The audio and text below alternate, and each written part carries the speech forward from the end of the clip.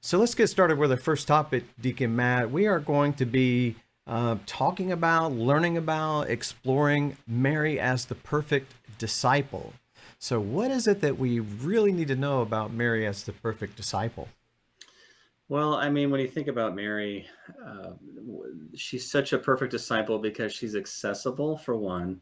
She's someone that we can connect with and relate to, probably a little better than with Jesus. Why? Because Jesus is God as much as he is human. Yeah. With Mary, it's fully human, but definitely blessed from the time of her conception, preserved from sin.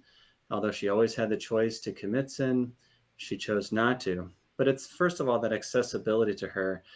And one of the most endearing qualities, I think, of Mary that we see, and she's not talked about an awful lot in the Gospels, but we see every time she does show up on the scene, this obedience to Jesus, this surrender to God.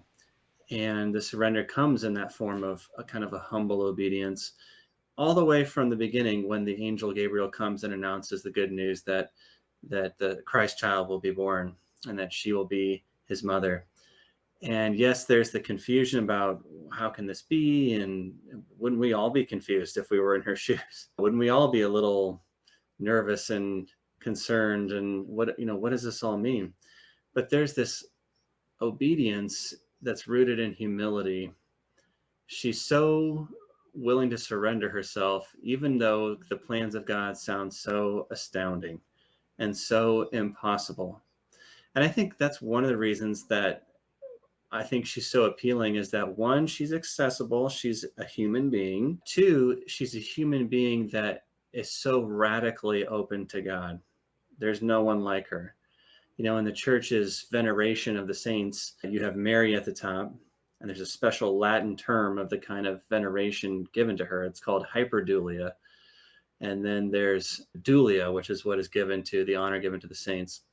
That hyper, meaning above, is given to her because of the special place, not only in salvation history, but the special place she holds in God's heart. That God from all eternity would choose this humble young Jewish woman and, yes, preserve her from the stain of sin, but still that her heart and her mind would be so radically open to God and his seemingly impossible plans. So there's so much hope in her that, yes, there's all the human trappings of the experiences she went through with Joseph and conceiving in a miraculous way and trying to explain everything. And the law demanded that she be divorced or stoned. There's all this going on in the background, but her wonderful surrender, I think, is what resonates through the gospel and really speaks to us.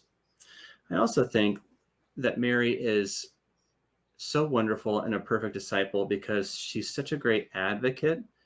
She is an intercessor above all intercessors. Jesus is the one mediator between God and man, but Mary has been placed in that role as intercessor.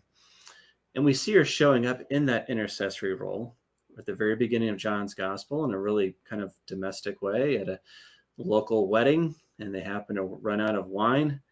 And she's concerned about that and goes to intercede and then gets her son involved. And her son does his first public miracle, and the water is changed to wine, and a lot of wine. Some biblical scholars say something on the order of 60 to 80 gallons of wine. That's a lot of wine. So I bet you Jesus got a lot of invitations to a lot of other weddings after that.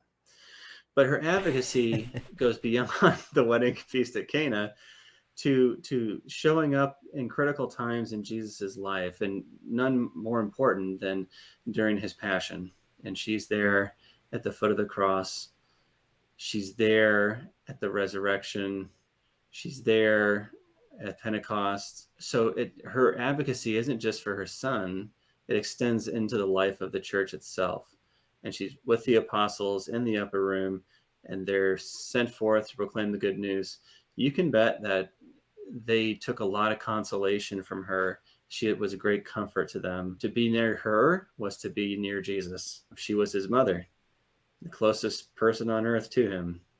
So that intercessory role plays out in the life of the church all the way up today in a lot of ways, but probably most particularly on the category of devotion. and for example, the rosary or the memorare, but just these prayers and practices that Catholics have developed over the centuries to try to connect with Mary because they know and believe her to be their advocate. And then finally, just Mary's fidelity. I'm struck by Mother Teresa's words where she said that God doesn't demand perfection. God demands fidelity, faithfulness. And Mary was an example of both, perfectly faithful. Again, she could choose to not have been. She could have rebelled or disobeyed or committed sins. She had free will. But she chose to walk that righteous path. And I think in that choosing, which she had to make those choices daily. She's a human being. It's not like, oh, I made that choice 50 years ago, and because I made that choice, I've never had any temptations or any of that. It's a choice she made every day. And I think that also draws us to her because we want to be more faithful, at least those that are taking their faith somewhat seriously. And she gives us the hope that even though we'll never be perfectly faithful, when we get back up, when we fall, we can try to be faithful again.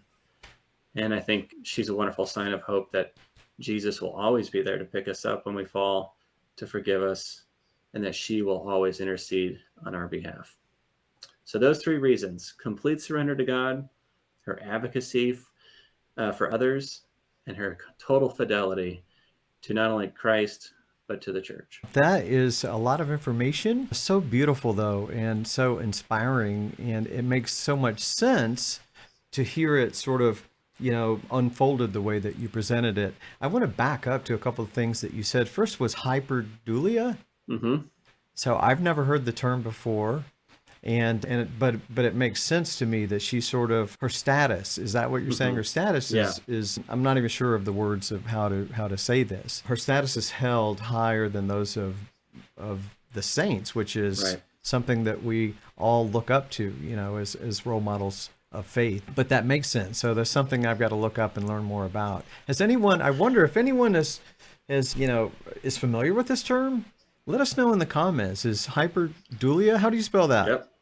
Hyperdulia. And my guess was correct. That's how I jotted down my note. Hyperdulia. Are you familiar with that? A simple yes or no would do, or if you wanted to add something else. Also, you said that, she brings us hope. And I really love that too, because we all need hope, number one.